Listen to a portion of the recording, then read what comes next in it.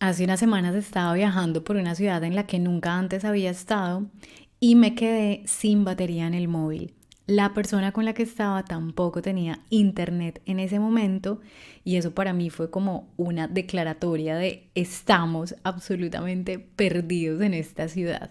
Y fue extraño porque fue como un momento de mini caos en mi mente, pero en realidad inmediatamente se nos encendió como una brújula interior y el cuerpo a través de nuestra memoria visual nos fue llevando súper intuitivamente pues de regreso a nuestro alojamiento. Y entonces al llegar empecé a pensar en cómo los seres humanos detestamos sentirnos perdidos o perdidas, cuando en realidad número uno es como la primera condición para las aventuras más divertidas que han acompañado a nuestra especie.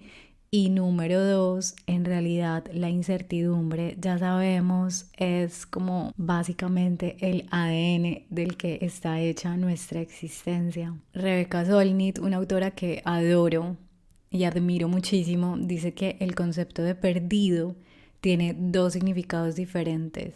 Por un lado significa perder cosas, y esto tiene que ver con la desaparición de lo conocido, y por el otro lado está el perderse, y en realidad tiene que ver con la aparición de lo desconocido, de lo que no estaba antes allí. Y creo que esta segunda acepción tuvo que ver un poco con esa sensación de mini pérdida que tuve, porque de repente pues pude como contemplar mejor no solamente el camino a casa, sino todo lo que me estaba rodeando, ¿no? Toda esa novedad de la que en realidad me estaba perdiendo por estar mirando un mapa, cuando mi intuición y mi mirada y mi memoria visual y mi memoria quizá auditiva, olfativa, estaba rastreando inconscientemente y mapeando el camino por mí. Y dice también Rebeca Solnit algo que me encanta, y es que nunca nadie va a volver a estar tan perdido en este planeta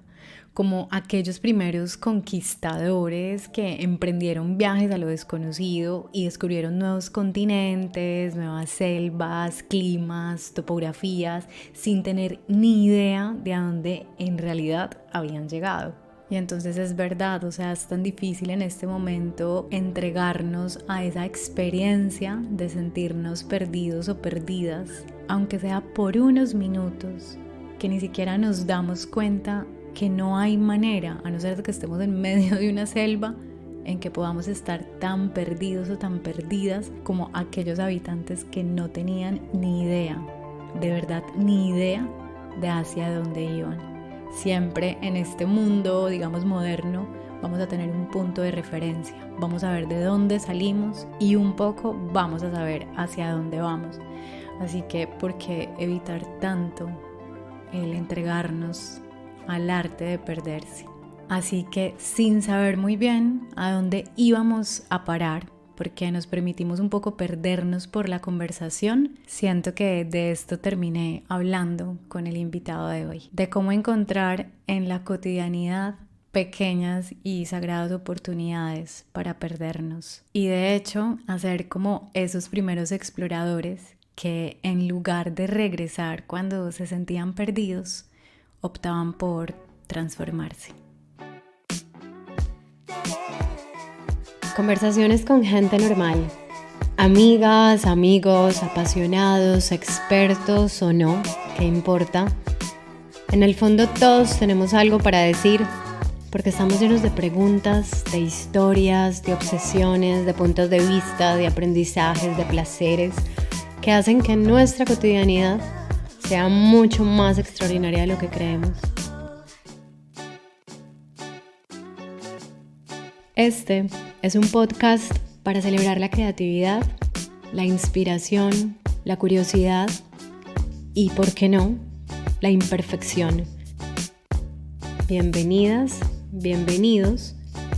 Yo soy Carolina Chabate y esto es Cosas que dan cuerda al mundo. Hoy me acompaña Lucas Daglio, es director creativo, publicitario y formador.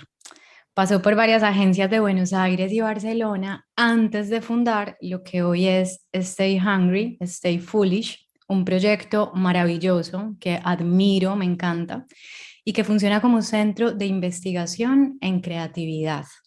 Él imparte clases de creatividad y de escritura e investiga sobre los procesos creativos. Además, cuando no trabaja, escribe cosas en sus libretas y esas cosas a veces se convierten en cuentos. A Lucas le gusta descubrir por casualidad un libro en algún mercado de segunda mano. Le gusta salir por ahí a algún bar a escribir en sus libretas. No le gusta la tele. No le gusta ir al súper. Y por algún motivo que no logro comprender, no le gustan los tupper, con lo útiles que son para guardar comida. Y le gusta mucho compartir. Con compartir se refiere a enseñar, a estar con amigos. No le gustan las oficinas, prefiere caminar sin rumbo. No le gusta el desánimo, especialmente el suyo, pero disfruta mucho de proyectarse a sí mismo en situaciones ridículas. Y por último, cuando se trata de listas, como esta que estoy haciendo yo sobre él, a él le gusta añadir un punto más y no agregar absolutamente nada. Así que, Lucas, qué maravilla tenerte aquí, bienvenido, gracias por aceptar esta invitación que llevaba tiempo anhelando hacerte y contanos cómo te trata la vida hoy. Hola, ¿qué tal, Carolina? Bueno, primero gracias, por querer charlar conmigo, por el interés también. Y bueno, y a ver qué nos sale, ¿no? Este rato de conversación. Y la vida me trata bien, yo creo que no me puedo quejar, con altibajo, supongo, como todo el mundo, después de un periodo complejo, pero apostando mucho a esta nueva etapa, también intentando proponer cosas nuevas, desafiarme. Ser un poco también un ejemplo de mí mismo, de lo que intento hacer, ¿no? Con la gente que viene a nuestros talleres o los espacios en los que se pueda generar algún tipo de impacto positivo, ¿no? Así que muy bien y con muchas ganas de compartir este rato. Muy interesante eso que dijiste al final, porque a mí me gusta mucho esa frase de que enseñamos lo que más tenemos que aprender, ¿no? Entonces, ahí cuando esas lecciones en las que creemos, porque digamos que uno a veces quiere transmitir no solamente cosas que ha puesto como en piel propia, sino en las que cree a ciegas. A veces ni siquiera sabemos si lo que decimos funciona o no, pero siempre llega el momento como el experimento en propia piel de esas herramientas, ¿no? Totalmente, porque estamos en tránsito constante, ¿no? Y me parece que cuando uno tiene un trabajo como el mío, que a veces es demasiado de introspección y solitario, ¿no? Porque es un trabajo de investigación, de lectura, de tomar notas, Mm. uno proyecta cómo lo que está ideando puede impactar en la gente, pero yo no suelo hacer pruebas de las cosas que me propongo, directamente las implemento, las practico con la gente cuando la gente se interesa en lo que estoy haciendo. Y esa primera experiencia de poner a prueba un proceso o cualquier experiencia que haya creado es un tránsito compartido entre la gente que se apuntó, Ujú. pero también conmigo, ¿no? Digamos que hago de guía, pero también estoy en ese viaje, ¿no? Y eso es un aprendizaje mutuo. Por eso, para mí no hay una distinción entre quien está enseñando y quien está aprendiendo, sino lo veo más como una experiencia compartida, con roles diferentes quizás, pero no deja de ser una experiencia compartida. Ujú. Maravilloso, sí, la compañía del otro realmente como que cataliza los propios procesos, ¿no? Los acelera o los transforma, esa es la alquimia como del hacer las cosas y los experimentos y las exploraciones acompañados.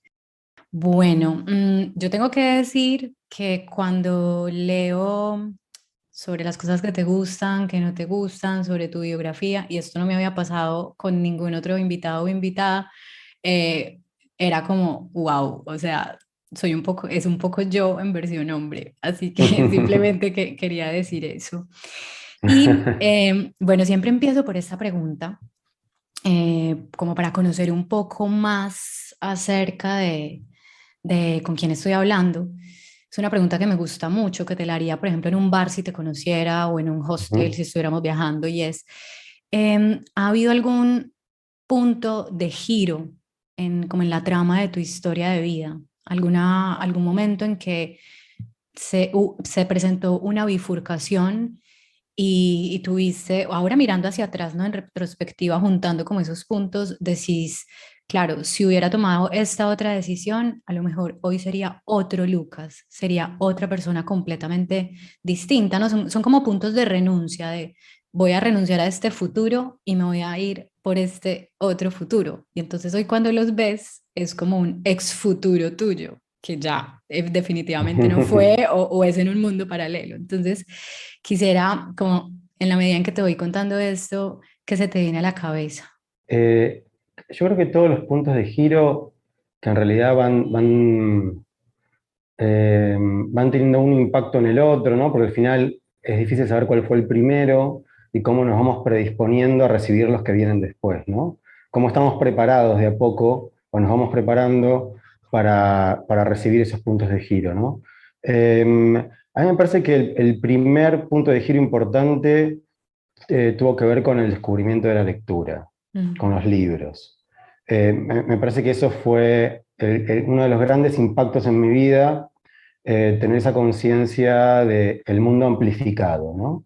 De Sí. salirme de mí mismo y de empezar a relacionarme con la imaginación, no como una habilidad personal o íntima, sino como algo compartido con el mundo, diría.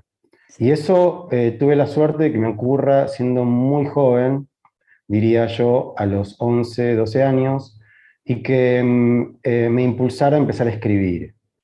Creo que ese hecho en particular me preparó para poder asimilar todos los puntos de giro que vinieron después, porque hizo que empezara a interesarme en diferentes cosas y que eso me acercara a personas que fueron también importantes para otros puntos de giro. Por Ujú. ejemplo, si yo tuviera que pensar cómo nace Stay Hungry, nace mucho antes de Stay Hungry, y es raro que algo nazca antes de nacer, pero en mi caso fue así, eh, y tuvo que ver con una persona en particular eh, que yo encontré un poco por casualidad, si eso existe, y era una redactora publicitaria, una mujer bastante mayor que yo, pero que también era psicóloga y era pintora.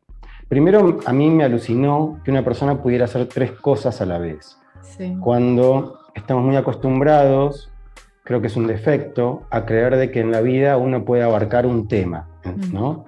Y que tiene que olvidarse de las demás cosas, ¿no? Como enfocar Sí. todo en una sola forma del conocimiento. Entonces, eso a mí ya me interesó mucho. Y ella hacía unos talleres en Buenos Aires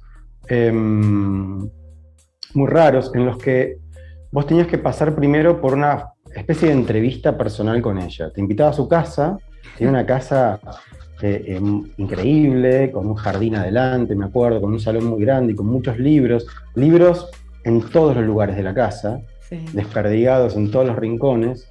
Me acuerdo de sentarme en un sofá con ella muy grande y que me hiciera preguntas rarísimas. Un Y tuviéramos casting. una conversación, sí, una especie de casting que tenías que pasarlo positivamente para poder hacer el curso con ella, porque lo hacía un par de veces al año Sí. eh, y con poca gente, ¿no? Ujú. Y me acuerdo una semana después recibir su llamada y decirme que estaba invitado a hacer el curso, O ¿no? sea, Y creo pasaste a la que, siguiente ronda del reality. exacto. Entonces, claro, me imagino que desde su perspectiva, su mirada o su proceso de selección, en ese grupo éramos 12 personas con una singularidad muy marcada, ¿no? Con una singularidad muy marcada, pero además con muchas ganas de explorar esa singularidad y ponerla de manifiesto. Y creo que eso es lo que ella buscaba, ¿no? Sí. Y fue una experiencia completamente reveladora para mí, porque si la lectura en algún momento había amplificado mi visión del mundo, esta mujer lo que hizo fue ayudarme a visualizar esa amplificación como una red de formas del conocimiento a conectar. Es decir, cómo interactuaban todos esos intereses que yo había ido acumulando a lo largo de mi vida. Te estoy hablando de que mi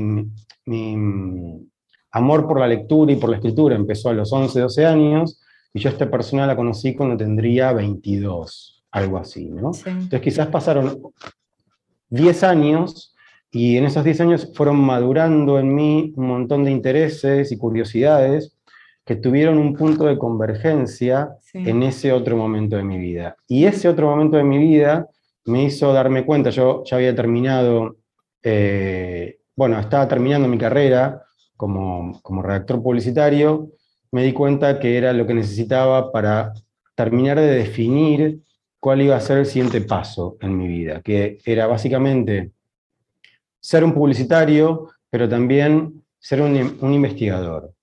Ponerme a conectar todos estos puntos y empezar a crear un contenido propio y una perspectiva propia con respecto a no solamente mi propio proceso, sino también cómo eso se podía convertir en una metodología y en un camino de vida, básicamente, ¿no? Sabes que dicen que el trabajo en investigación es como recorrer un laberinto sin centro. Es decir, uno nunca llega a un punto. Lo interesante del trabajo en investigación es que siempre se vayan abriendo bifurcaciones y caminos que le vayan estimulando a uno y que eso sea, digamos, lo que lo energiza para continuarlo, ¿no? Y mientras hablabas, no dejaba de pensar que finalmente esa mirada se nos queda, esa mirada académica como trasladada también como a la vida cotidiana y la vida como un ensayo permanente, ¿no? Como género literario, ¿no? Como en los ensayos pasa lo mismo, que que no tenés que llegar a ningún lugar en particular. Vos escribís cuento, entiendo, a mí me gusta mucho el ensayo. En el cuento el personaje se transforma, en el ensayo la idea se va transformando. Sí. Y pues es como esa misma narrativa que le vamos dando a la vida si le prestamos atención, si la miramos con lupa, como si se tratara de una investigación, ¿no? Es muy, muy bonito eso. Bueno, sí, claro. Yo creo que ahí también está el tema de que estamos siempre en tránsito y la identidad es una construcción permanente, ¿no? Y, y quizás en esa construcción permanente nos topamos por ahí con condicionantes, como decías vos, ¿no? El yo académico y el yo que transita el día a día, y esta idea de que nos podemos fragmentar de alguna manera y que podemos ser distintos en un rol o en otro, cuando en realidad esto no funciona de esta manera. Me llevas a pensar algo que no tenía pensado que íbamos a llegar a este punto, pero qué bueno. Es como, sí, es como yo siento que alrededor de las búsquedas creativas hay mucha culpa inconsciente, bueno, no sé si es culpa, pero es como cierta incomodidad o frustración con ser incoherentes por no ser una sola cosa, me refiero. eh, Me gusta escribir, pero no me puedo ganar la vida de esto y trabajo de cajera en un banco, ¿no? Entonces pareciera como que una persona que trabaja en un banco no tiene nada que ver con una persona que escribe y que tiene como su mundo, que tiene mucho mundo interior, ¿no? Y que lo lleva a cabo en esa búsqueda creativa. Entonces yo siento que muchas veces está como una vergüenza, como por ser incoherentes o como una culpa por no ser una sola cosa. Entonces, lo que quisiera también saber qué opinas es, todo lo que somos lo tenemos que fusionar en algún punto o está bien también como que nuestros roles no se encuentren y que tengamos varias identidades, no sé. Me parece que en realidad está fusionado ya de por sí, entonces creo que tiene que ver más con si somos conscientes o no de que las cosas están fusionadas, ¿no? Y cómo las reflexionamos y qué lugar le damos a cada cosa cuando reflexionamos sobre ellas, ¿no? Pero antes hablabas de el que escribe cuentos y por ahí le da culpa tener que trabajar en un banco, pero seguramente que cuando está escribiendo cuentos está pensando que en realidad debería estar pensando en el trabajo, entonces la culpa es mutua, ¿no? Es una persona que, digamos, que duplica su culpa de acuerdo a lo que esté haciendo en cada momento. Y recuerdo, por ejemplo, a Kafka, ¿no? Que si no hubiese trabajado en un ministerio con una burocracia aplastante, El jamás hubiese proceso. escrito los relatos y las novelas que escribió, ¿no? El Es decir, proceso, sí. claro, en él estaba ambas cosas porque no podemos disociarnos de lo que somos con lo que hacemos. Y lo que Ujú. hacemos es lo que hacemos o en un horario o en otro, pero nuestra mente lo asimila de la misma forma, ¿no? Y también me parece que ahí hay una idealización del artista Sí, o de cómo proyectamos lo que creemos que debería ser la vida de un artista, cuando históricamente los artistas siempre han tenido trabajos paralelos o mecenas o formas de mm, financiarse en su obra, ¿no? A partir de trabajos por ahí rentados que después no exponían, ¿no? Dibujar, pintar para, ¿no? Con los retratos pasaba muchísimo. De hecho, no sé si sabés, pero los primeros memes surgen de retratos de artistas no cobrados, es decir, cuando un pintor tenía un encargo para hacer un retrato de un conde, de un rey, lo que sea, y sí. no le llegaba el dinero que se suponía que le tenía que llegar, lo que hacía era volver a pintar la obra, pero le ponía detalles en los cuales el retratado se veía de un modo o que no le gustaba o que por ahí le presagiaba algún tipo de futuro inconveniente, ¿no? Entonces, eso hacía de alguna manera que se vea obligado a pagarle para que la obra sea la que realmente había encargado, ¿no? O sea, el origen del meme es en realidad la historia de la venganza humana, Sí, la sí, es una venganza forma de artística. venganza, totalmente. Y creo que esa idealización del artista también condiciona el concepto que tenemos de creatividad, de alguna manera, ¿no? Porque esa idealización no tiene que ver solamente con que el artista solo se tiene que dedicar al arte, sino también con qué tipo de características personales tiene que tener un individuo para ser considerado artista, ¿no? Es como Claro, ese mito del genio creador, claro. básicamente. Ujú. Ujú. Sí, total. O sea, la búsqueda creativa creo que al final no termina y tu identidad pues hace parte también como de esa búsqueda. Así que lo divertido quizá sería encontrar el punto de fusión en todas tus maneras de ser, en todos tus roles. Si crees que no tiene nada que ver en la manera como te ganas la vida en términos económicos y no tiene nada que ver con esas búsquedas, pues a lo mejor el propósito y lo divertido va a ser buscar ese punto de fusión de alguna manera, ¿no? En responder esa pregunta o habitar simplemente la pregunta. Totalmente, porque la creatividad no es solamente una forma de expresión hacia afuera, sino también es cómo habitamos el entorno que nos toca habitar, ¿no? Es Claro. decir, qué tan predispuestos estamos a recibir una información del mundo en el que vivimos y cómo la asimilamos y la convertimos en algo que eventualmente pueda convertirse en un recurso para sí crear una expresión hacia afuera, que no es otra cosa que esa mirada propia que se va construyendo en paralelo en la que vamos construyendo identidad, ¿no? Exactamente. Al contemplar este tema de la creatividad, yo siento que hay dos maneras de asumirla, o como dices tú, cuando lo tenemos a lo mejor mitificada y nos toca desmitificarla, pues yo siento que hay dos maneras de desmitificarla un poco, y es la creatividad como aquel proceso que genera un producto del arte, ¿no? O como una expresión personal que puede llevar o no a un producto terminado. Yo hablo mucho, pues, no como de este fetichismo de lo terminado, de la obra. Entonces, para mí, sin duda, la experiencia creativa al final es lo que cuenta, ese sintonizarnos con el mundo interno y también con el mundo externo, en la medida en que siento yo como que el mundo externo a veces se va volviendo una criatura pues que nos gusta o que nos interpela. En fin, para mí esa es como la parte más, como ese punto más explosivo de la creatividad, cuando ese mundo externo empieza a interpelarme de alguna manera.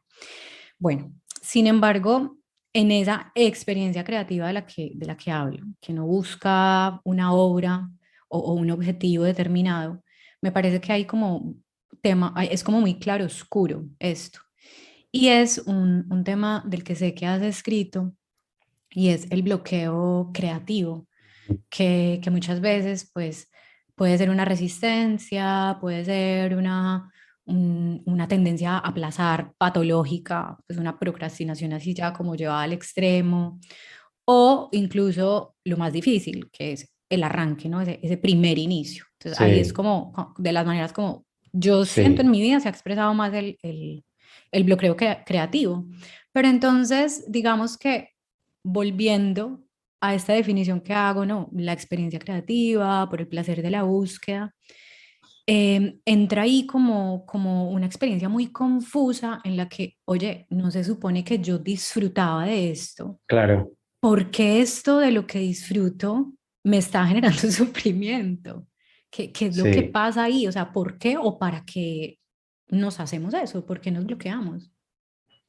Sí, es interesante. Creo que aquí se pueden conectar muchos puntos de lo que estuvimos charlando hasta recién, ¿no? Primero, ver la creatividad como un todo, digamos, como una variable mediadora entre uno y el mundo que ocupa, ¿no? Es decir, cómo recibo la información, cómo me expreso hacia afuera, ¿no? Es como de afuera hacia adentro y de adentro hacia afuera. Hay dos conceptos muy interesantes sobre esto que son el de hiperestesia y el de hiperconciencia. La hiperestesia es la sensibilidad al mundo.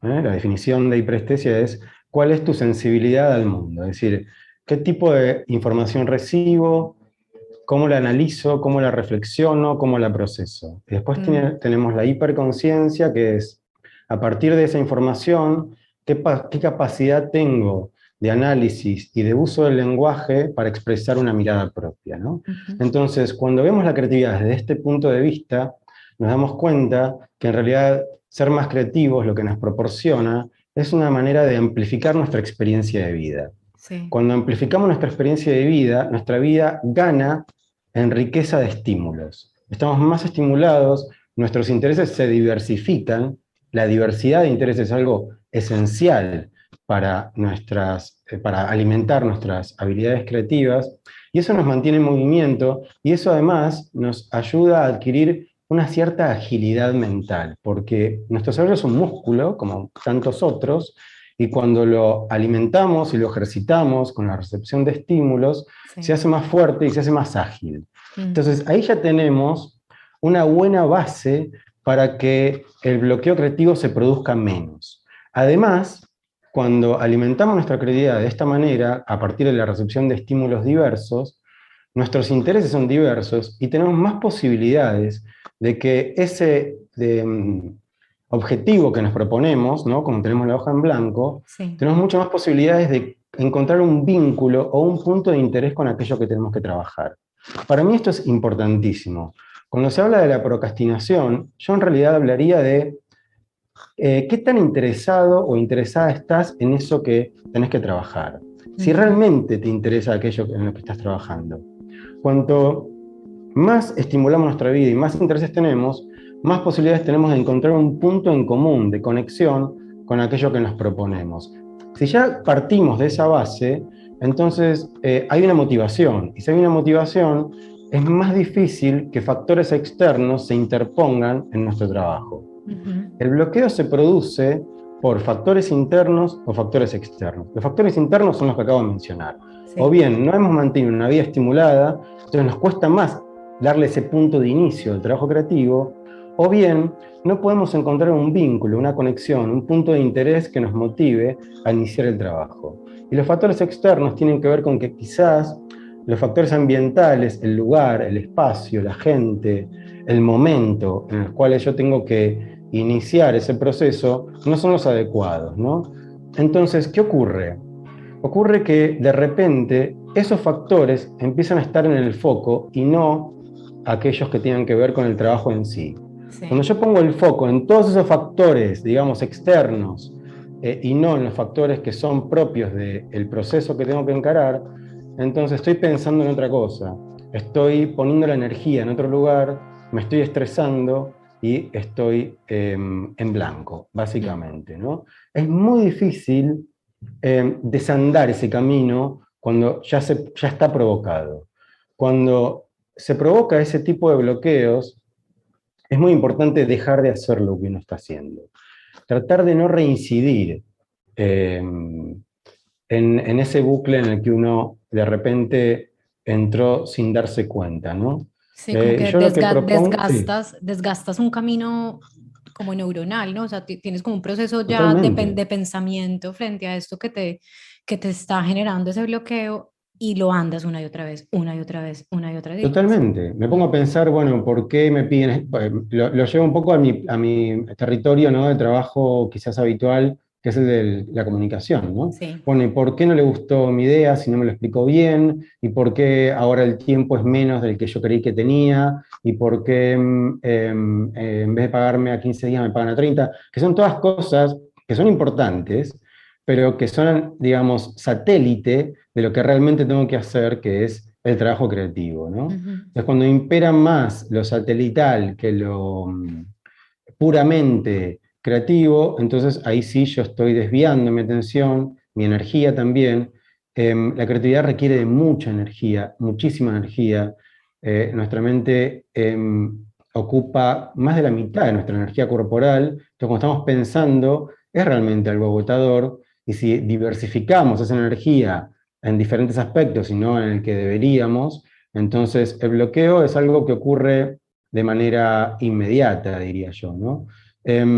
Pero sí que em, se puede mejorar, o en realidad uno puede retomar el cauce de su trabajo si es capaz de, en ese momento, em, terminar de hacer lo que está haciendo, es decir, darle un corte, salir a caminar, darse una Ujú. ducha, ponerse música, hablar con alguien de repente de otros temas, ¿no? Es decir, permitirse un momento de extrapolación, de evadirse, bueno, o mirarse un capítulo de una serie de 20 minutos, cualquier cosa que a uno lo distraiga de, de ese bloqueo y le permita decir, bueno, me vuelvo a sentar, vuelvo a encarar esto, vuelvo a reconectar, vuelvo a recuperar también el por qué estoy haciendo esto y para qué estoy haciendo esto, y por ahí Fundamental. eso es, claro,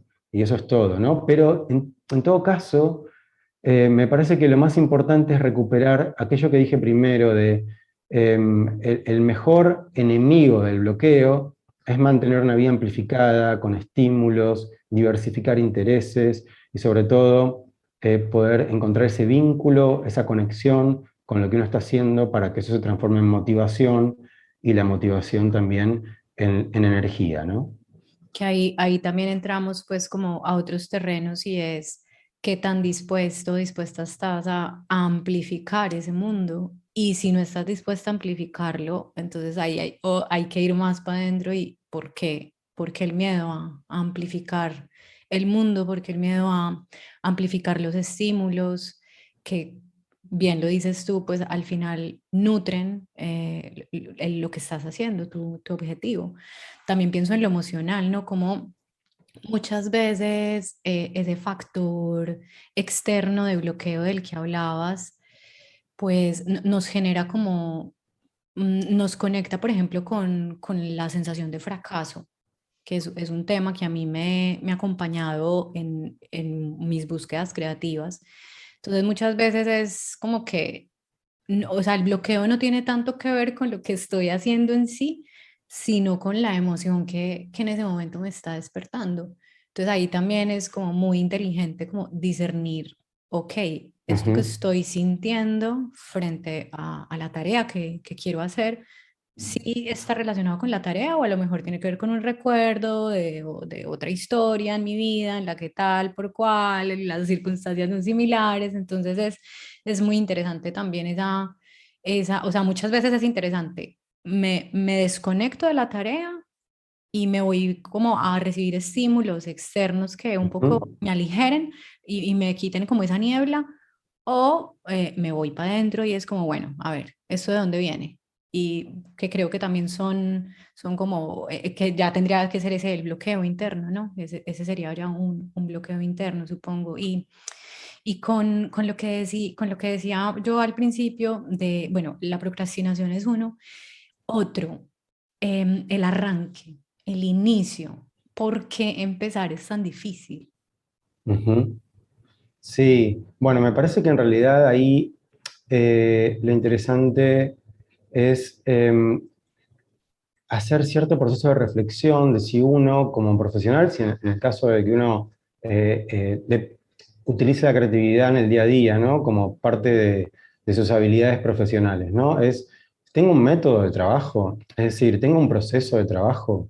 A mí me ha parecido muy curioso, cuando yo estudié publicidad, cuando terminé la carrera, en ningún momento de todas las asignaturas que tuve, fue una carrera bastante larga, de licenciatura en comunicación, no tuve una sola asignatura que se llamara pensamiento creativo o proceso creativo, es decir, qué Mm, tipo de comportamientos hay detrás de una persona que está pensando una idea, ¿no? sí. Y esto yo creo que es la clave de todo lo que estamos charlando, porque cuando antes hablábamos de explorar el mundo, cuando uno explora, se está explorando a sí mismo también, uno se empieza a conocer, ¿no? Ujú. Empieza a entender en qué circunstancias funciona mejor y en qué circunstancias no, ¿no? Pero cuando hablamos de lo laboral, de la profesión o de alguien que quiera tener un trabajo recurrente asociado a lo creativo, uno tiene que tener una metodología porque tienen que entender que tener una metodología no significa repetir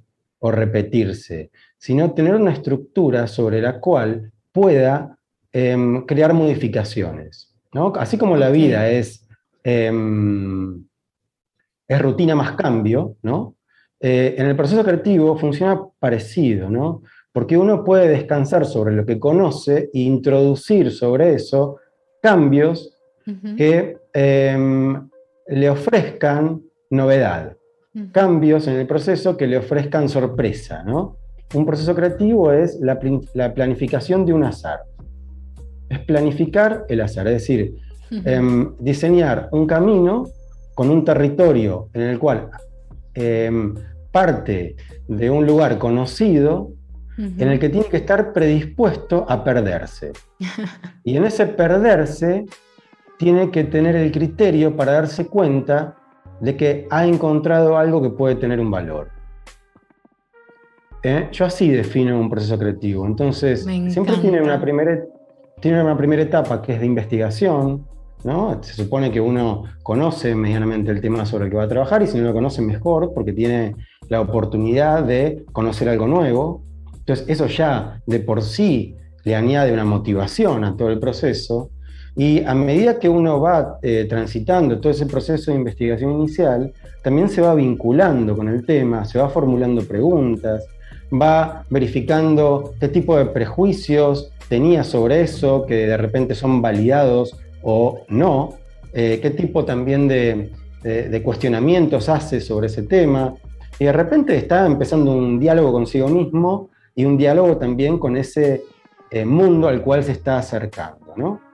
A partir de ahí, cuando uno ya tiene un objetivo claro, puede diseñarse ciertas herramientas para poner patas arriba todo aquello que ha comprendido en esa primera parte del proceso, Mm, que básicamente podría definirse en preguntas. Bueno, ¿qué pasaría si todo esto que he estudiado fuera de otra manera? sí, ¿Qué pasaría si todo esto que he estudiado, además, le añado este otro tema que yo creo que podría en combinación ofrecerle una mirada nueva también? ¿O qué pasaría si entonces empiezo a involucrar dentro del proceso herramientas de provocación? Y ujú, esas herramientas de provocación me invitan a mí a perderme, porque yo no sé qué me va a dar como respuesta a todas esas preguntas. Ahora, yo también necesito a partir de ese proceso de azar, bueno, de preguntas con respuestas a explorar, necesito tener un criterio que me permita identificar de todo aquello que me voy encontrando, qué tiene valor y qué no, ¿no? O sea, unos ciertos procesos claro. de verificación, Y diría yo, de ¿no? De filtro. priorización. Sí, sí, totalmente. De filtro, de priorización, que te lo va dando el tiempo también y superar el miedo a compartir, ¿no? Cuando uno más comparte, también va encontrando de todo aquello que va descubriendo en ese camino, qué cosas van teniendo un impacto y qué cosas no, ¿no? Claro. ¿No? Me haces pensar como es una manera como muy ulisesiana de ver el proceso Ujú, creativo, ¿no? De emprender ese viaje épico y me recordaste, supongo que lo has leído, este libro, el último de Rebecca Solnit, o penúltimo, del arte de perderse, em, que ella, por ejemplo, compara mucho el perderse en los humanos versus los animales. Los animales tienen pues este inner compass, ¿no? Como esa brújula interior y van en busca pues ya sea de la temperatura o del alimento, ¿no? Esas migraciones que se van dando pues buscando algo y como que ya tienen muy definida como la ruta y tienen que pasar cosas ujú. muy extraordinarias para que un animal se pierda. En cambio, perderse es un problema, digamos, o una tendencia exclusivamente humana. O sea, por naturaleza hemos emprendido viajes y hemos navegado a sabiendas de que nos vamos a perder. Entonces es como retomar, yo creo, o sea, hace parte de nuestra naturaleza humana, nuestro gusto por perdernos. Está bien perderse de vez en cuando. Totalmente. Yo creo que perderse es una forma de resistencia al algoritmo, Mm, porque perderse nos proporciona la posibilidad de la sorpresa, del estímulo, ¿no? Un estímulo es un acontecimiento que no tiene eco en el pasado, es decir, es una percepción nueva. La mm, única forma de tener percepciones nuevas es animándose a dejar que ocurran cosas que no estén prediseñadas, ¿no? Y me parece que es algo muy contemporáneo intentar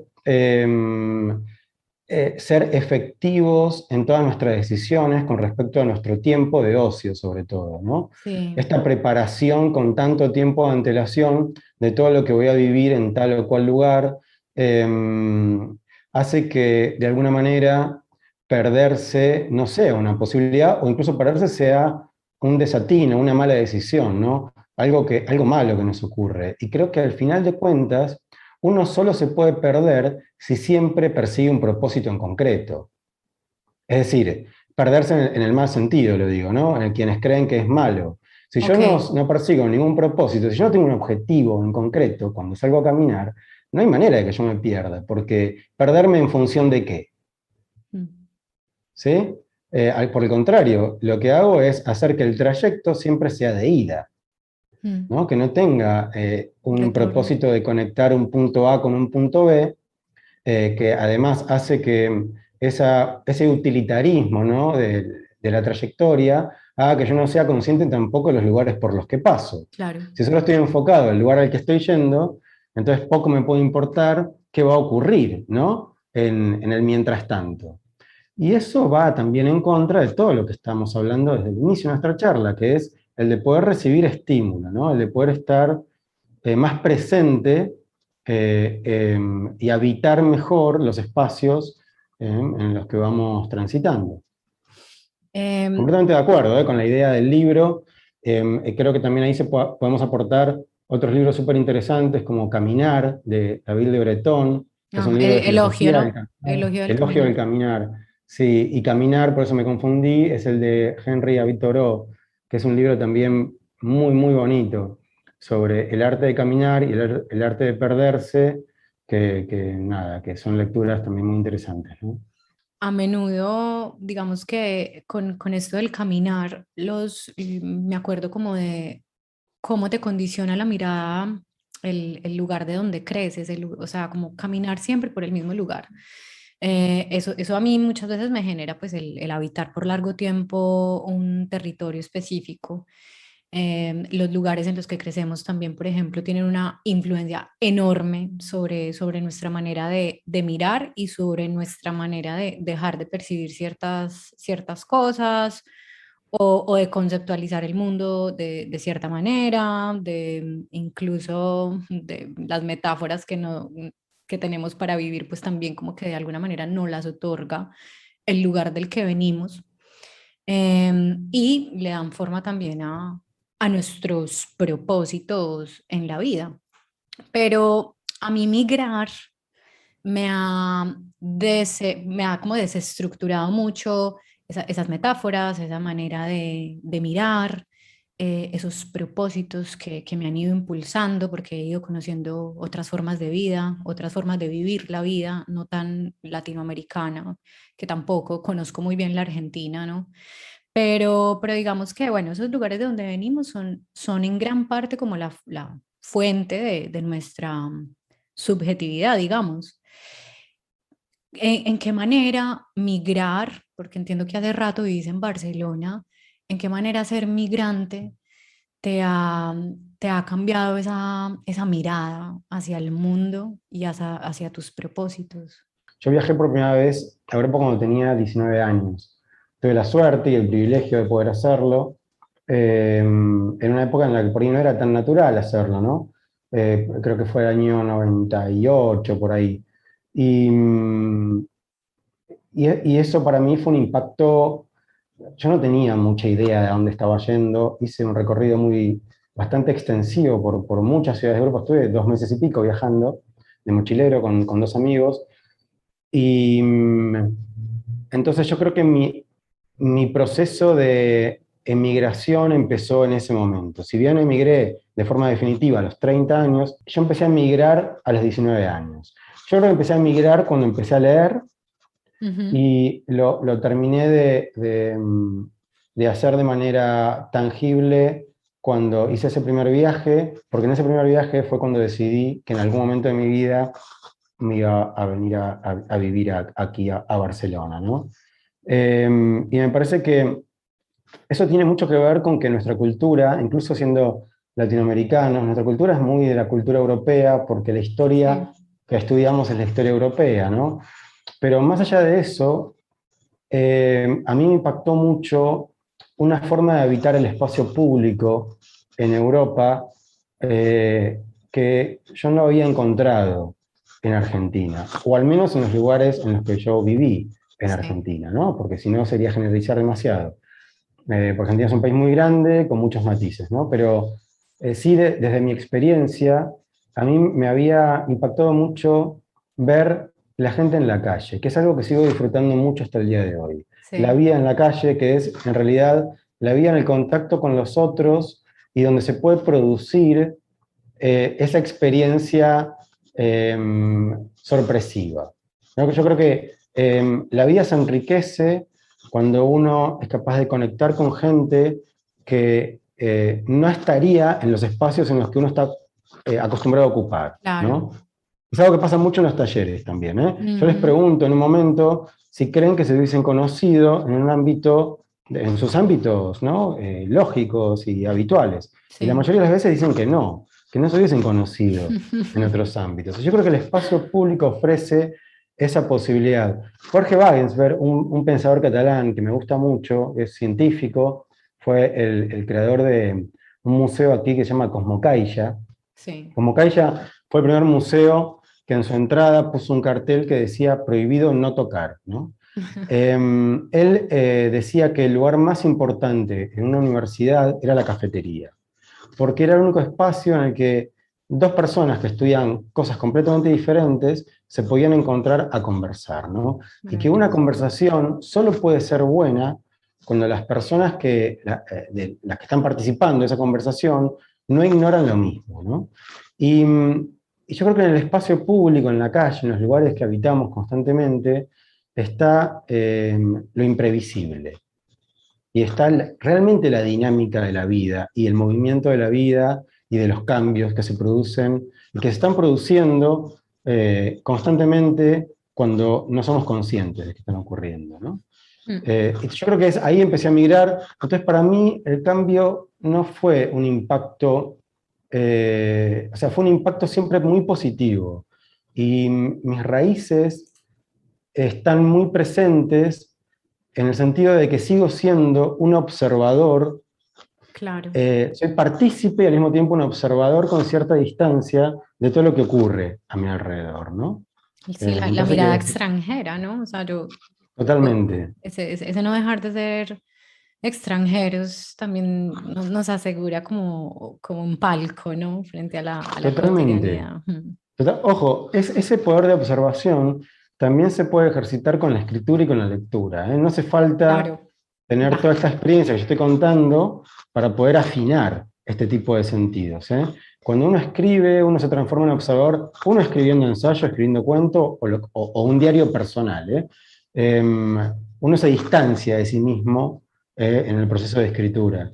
Entonces, digamos que hay muchas maneras de poder vivir este tipo de experiencias, incluso no moviéndose demasiado, uno puede también compensar por ahí, porque no todo el mundo por ahí tiene la oportunidad de viajar o, bueno, o tener este tipo de vivencias, ¿no? Pero sí que uno puede enriquecer su vida, darle perspectiva, ser un buen observador, afinar los sentidos, ¿no? Desde diferentes lugares y con diferentes herramientas. Sí, no, absolutamente. Es decir, la apreciación, digamos, estética, no es un lujo. Es simplemente, digo yo, como disfrutar, es ese disfrute en la apreciación misma de las cosas cotidianas, del otro, de uno mismo. O sea, todo está brotando, digamos, en su plenitud todo el tiempo y la riqueza justamente, nuestra apreciación se afina, es Ujú. en el hecho de poder como estar presentes y para eso pues no hace falta el viaje geográfico únicamente, ¿no? Bueno, Lucas, así se me va a dificultar mucho cerrar esa conversación con vos. Contame qué estás leyendo o viendo, qué te ha impactado así, qué te ha inspirado últimamente, así como lo más reciente. Bueno, sí, estoy leyendo varias cosas a la vez, porque bueno, yo soy un poco caos. Ujú. Voy leyendo, voy tomando notas, voy poniendo stickers en los libros y después me quedan acumulados por ahí y tengo que pasar todo eso a limpio. Pero estoy leyendo un libro, mira, no lo tengo aquí a mano, no sé si me voy a acordar ahora el autor, que se llama Odorama, y es un libro muy particular porque se llama Odorama, una historia cultural del olor. Rarísimo el libro. Olorama. Odorama con D. Ah, odorama, ok. Sí. No me voy a acordar ahora mismo el autor, pero bueno, si lo buscan por el título, no hay otro libro que exista que se llame así, así que lo van a encontrar. Pero es un libro de divulgación científica, de historia, de antropología, y es la historia de la humanidad a través de los olores, Me encanta. básicamente, ¿no? Mm. Entonces, como me gustan un poco estos temas, me gusta también investigar sobre por qué sentimos lo que sentimos y cómo le damos significado a las percepciones. Este libro me está alucinando. Voy por los primeros capítulos, pero me está gustando mucho. Y después también estoy leyendo un libro de Hemingway de cuentos, porque como escribo ficción, también me gusta leer un poco de ficción.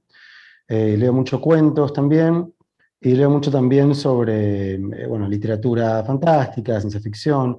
Digamos que intento leer un poco de todo, ensayo también, filosofía, todo lo que se pueda, ¿eh? Realmente no tengo, en ese sentido, mucho parámetro. Soy bastante voraz. ¿Qué le da cuerda a mi mundo? Los contactos humanos, la gente. Me parece que para mí, en todos los grandes momentos de mi vida, cuando escargo un poco más, siempre hay personas detrás y lo que extraño y lo que busco es o restablecer contactos o crear contactos nuevos o profundizar y cultivar los que ya tengo. Me parece que no hay nada más importante para mí que eso y de hecho me parece que la derivación que tuvo mi trabajo como publicitario al taller, lo que soy Stay Hungry, es solamente una excusa para compartir un poco mi mundo y para que la gente pueda compartir su mundo conmigo.